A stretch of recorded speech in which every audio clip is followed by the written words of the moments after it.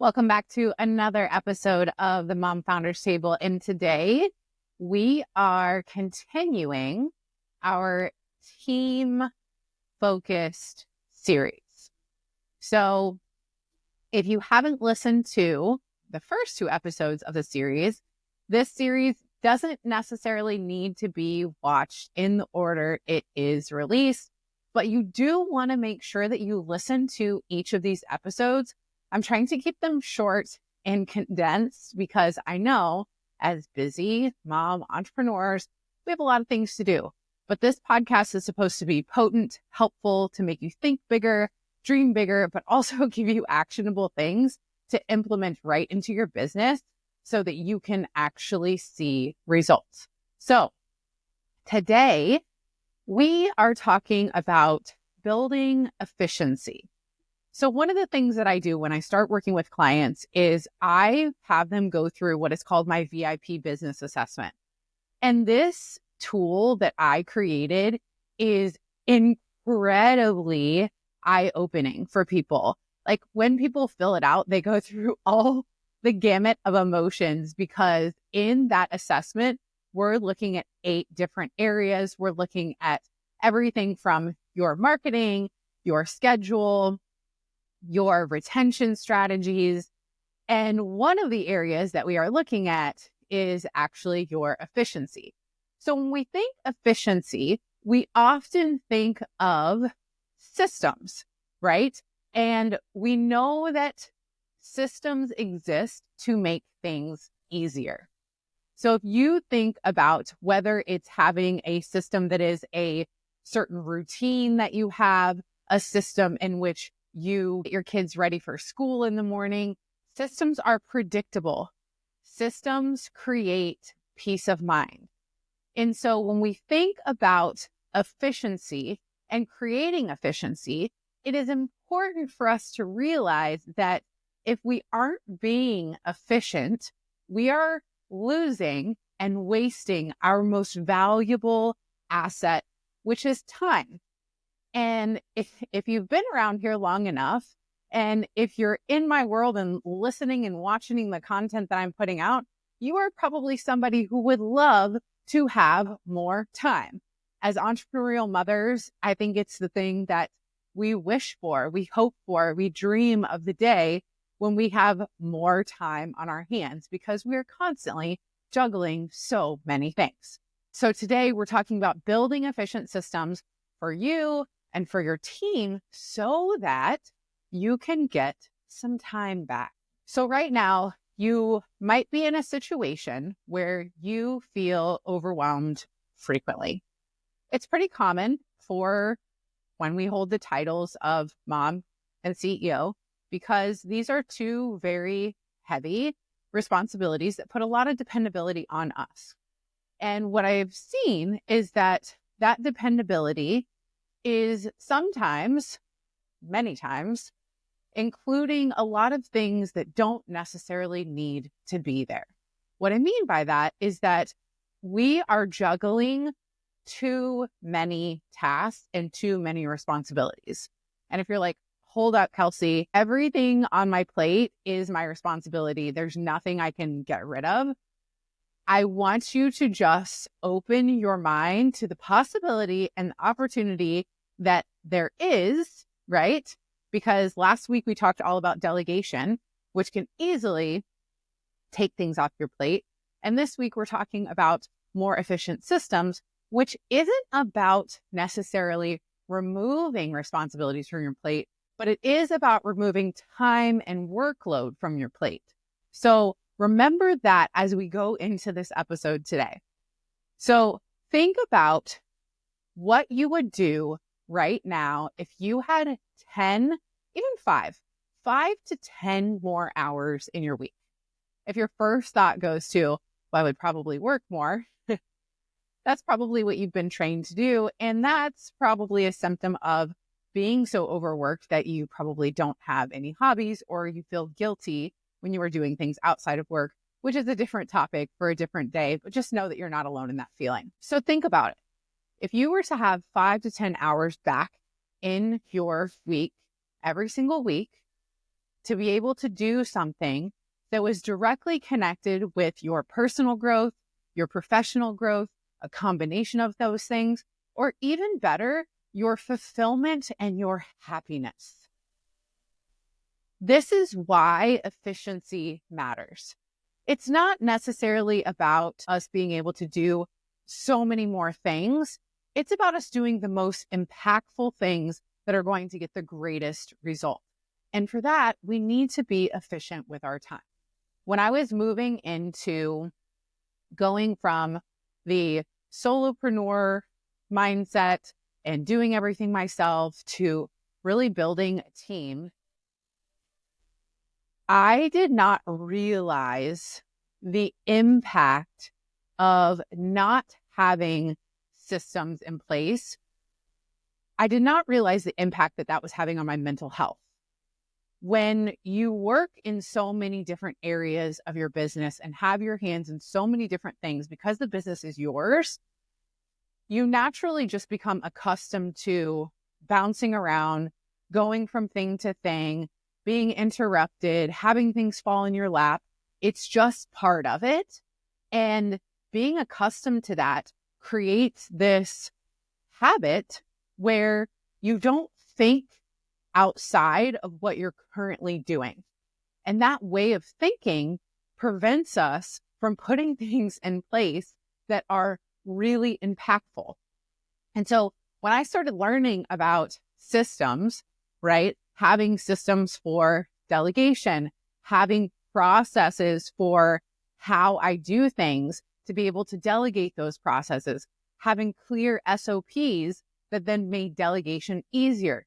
When I started learning about having systems, integrating automations to where it's like, something that takes you 2 minutes per day, but you're doing it every single day, that time adds up.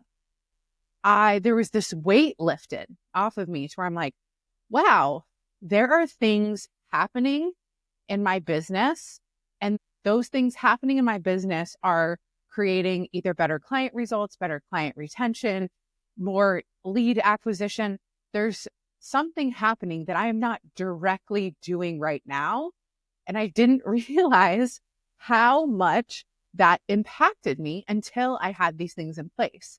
And so when I'm working with clients and I come in and I'm looking at the efficiency of things, I realize there are usually these little hidden things in areas we aren't looking at that are simply inefficient, right? The way that we have a review process for deliverables, the way that we are micromanaging, the way that we are delegating without a project management system.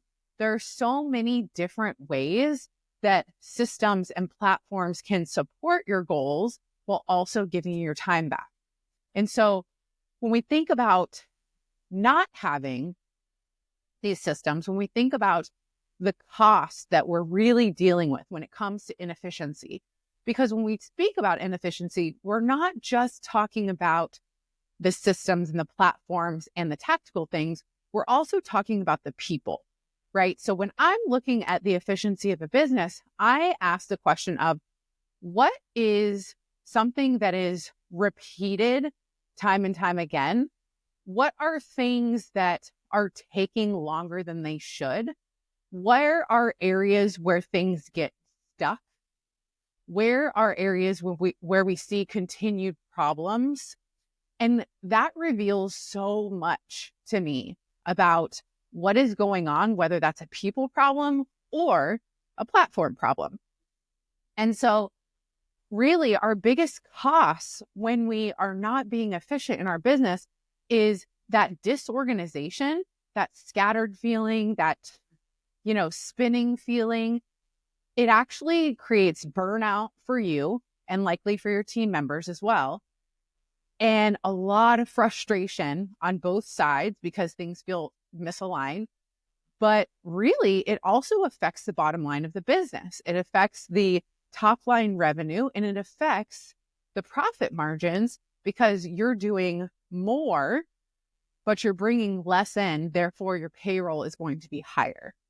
So that's why we want organized systems and processes. That's why we want our team members to be doing things in the most efficient ways.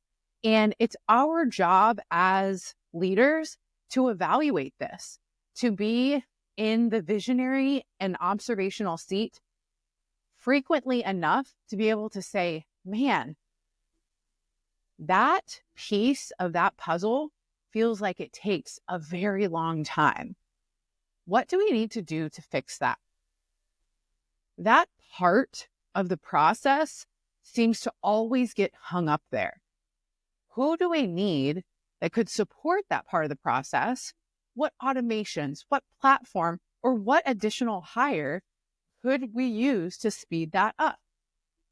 That's our biggest cost of inefficiency, is that it's exhausting us mentally and we're losing money. And really, this idea of trying to figure it all out yourself puts you deeper into the business, preventing you from going to that observational seat. And that's where we get stuck, because we're like, I would love to be the visionary. I would love to lead this business instead of running inside it. I would love to run this business instead of running me.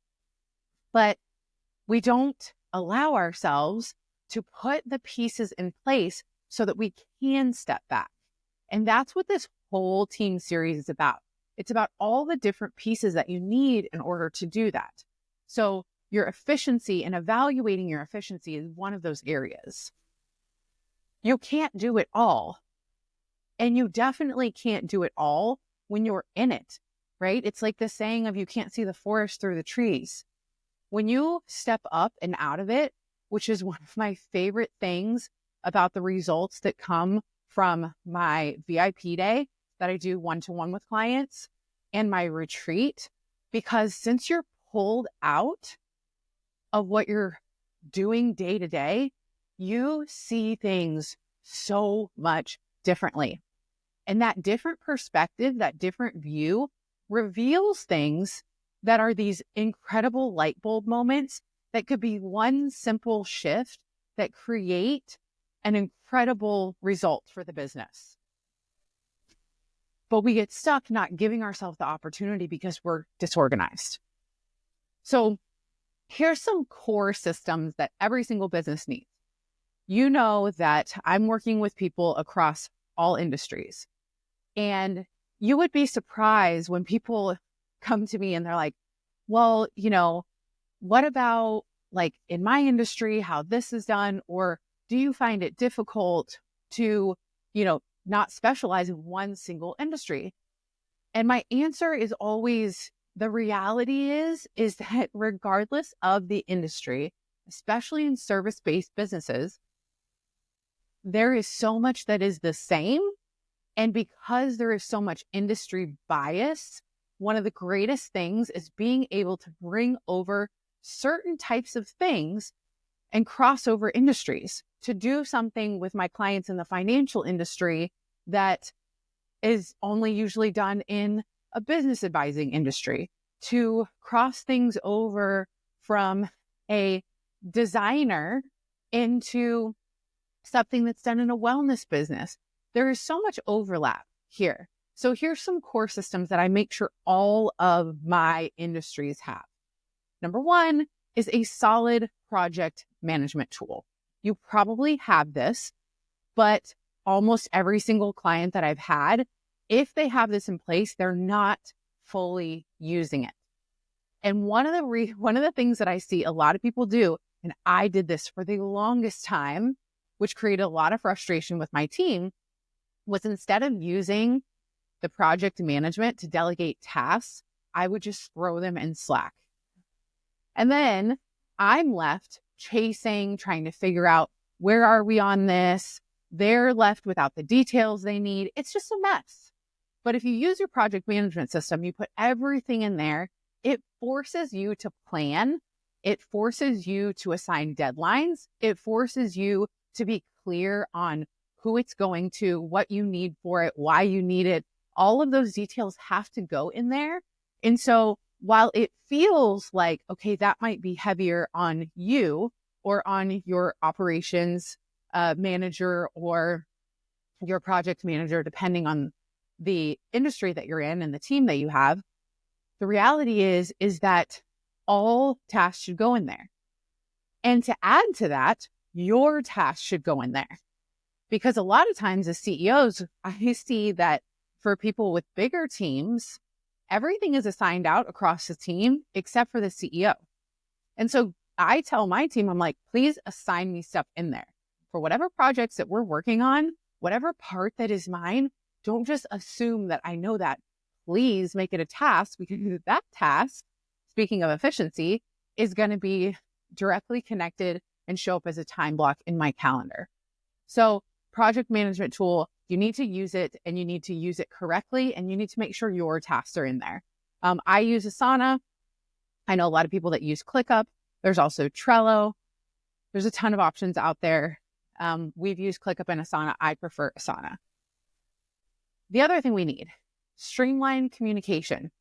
Having my clients start to utilize Slack and then organizing Slack channels based on the needs of the business is one of the easiest ways to do this.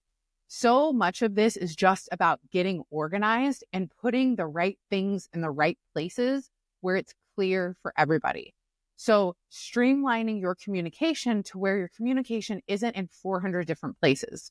For my team, all of our tasks are in the project management, and then our communications around ideas, needs from other team members,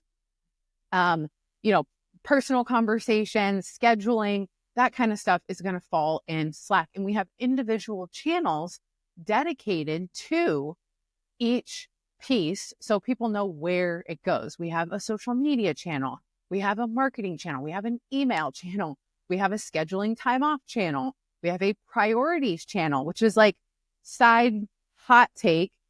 I love that for my team because they get to drop in and it makes them get clear on what their priorities are for the day. So that helps them with their own efficiency of like, okay, based upon my deadlines for the week, this is what I need to be working on.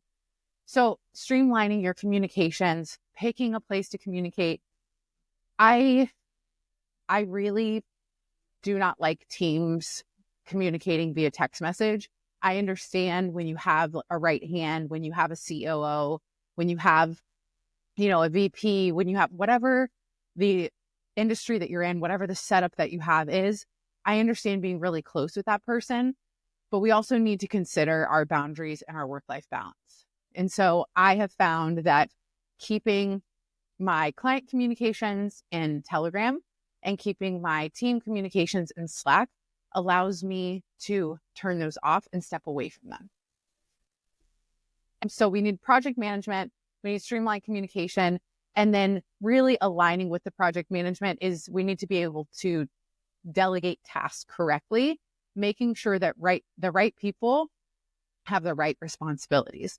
And so this goes back to delegation, which we talked about last week, and how to delegate effectively. So there's a whole episode on that. So I'll let you go back after this one if you haven't listened to that yet. So let's talk about some ways to identify bottlenecks in your business. I gave you, before I went into the core systems, a bunch of questions that I will ask clients to help identify. So you can utilize those questions, but also we need to look at different things and some red flags, if you will, that might be showing that your systems need improvement. And so when I say systems, again, this is the processes in which how things are being done in your business.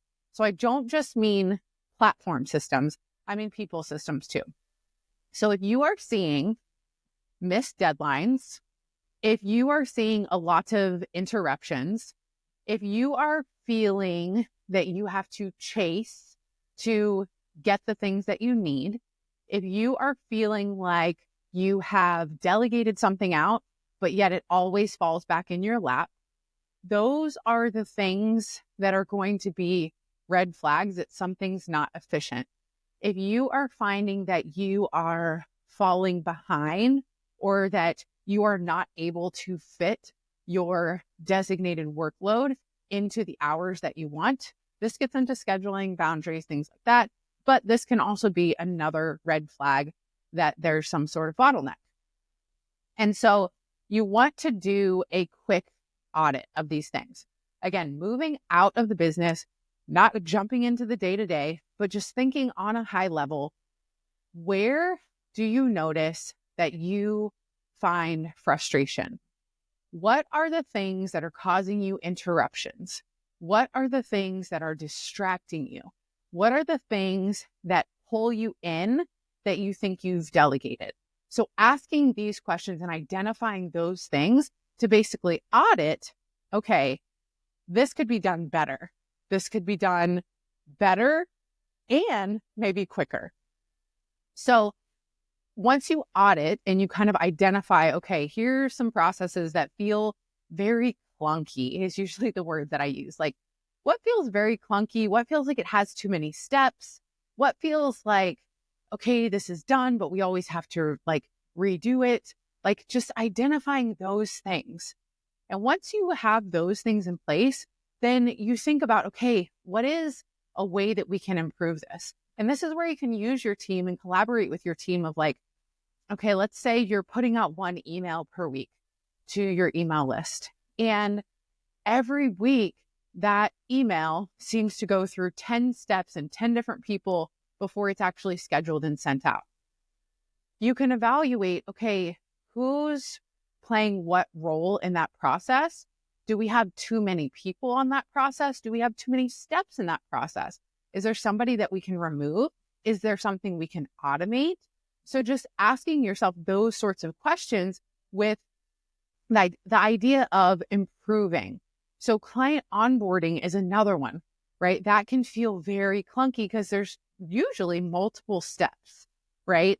I don't know. I haven't had any business that is just one single step. So client onboarding, right? There's forms to fill out. There's contact. There's, giving a welcome packet to clear up expectations and make sure there's clear communication. So looking at like, what are the things that feel clunky? What are the things that are, interrupting your team's time? And once again, just start to make a list of what those processes are. And then just focus on one per week or one every couple weeks, right? Of like, okay, if client onboarding feels very clunky, then let's work with operations and say, okay, here's the ideal scenario. Let's make this more streamlined. Let's make this seamless. Let's utilize automations. What platforms, what systems do we need? How can we use the platforms we already have, right? And you have to involve your team. When you're, again, trying to do this alone, even when you're in that observational view, it's just not that helpful. So anytime that the process that I will go through with clients is once we identify like something is clunky, something's not working, something doesn't feel good, then it becomes a collaborative conversation between us about like, okay, what's the desired result we want to see? Identifying that. And then, okay, so what is the current process that we're getting to that result? And what are the problems that we're seeing with that process? Where are people falling off? What's not working? What's taking too much team time? Again, same questions. So then after that conversation, I'm able to say, okay, so based upon that, we can do X, Y, and Z.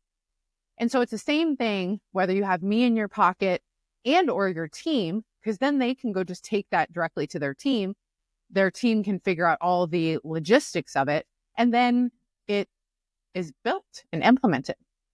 So you want to involve your team because they're going to see things that you don't see, especially since the majority of these systems are something that you may play a role in that is a single step in the process, but you likely aren't doing the whole process. So that is how you can start to build more efficiency in your team, is to first do that audit, figure out where you want to create more efficiency, and then start collaborating with your advisor, with me, and then your team to making sure that when you are implementing new things, you have the full picture. So if this feels super overwhelming to you, again, you don't have to figure it out alone. Please feel free to message me. We can talk about how we can create a more efficient business for you, how we can get your time back and make sure that that's tailored and customized to you. And if you didn't hear, we created a team bundle that is a private podcast. This is 5 episodes that are short, sweet, and very potent that will shift your perspective, shift your mindset, and help you with your leadership.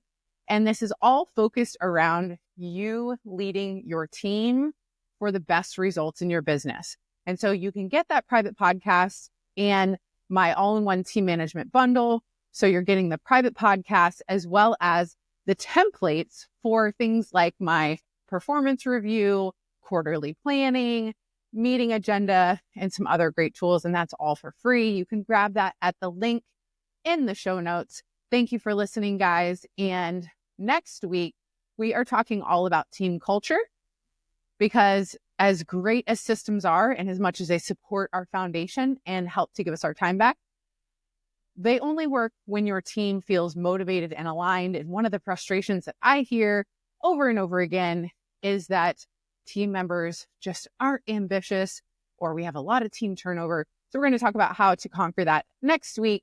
So thank you for listening, and I will see you guys then.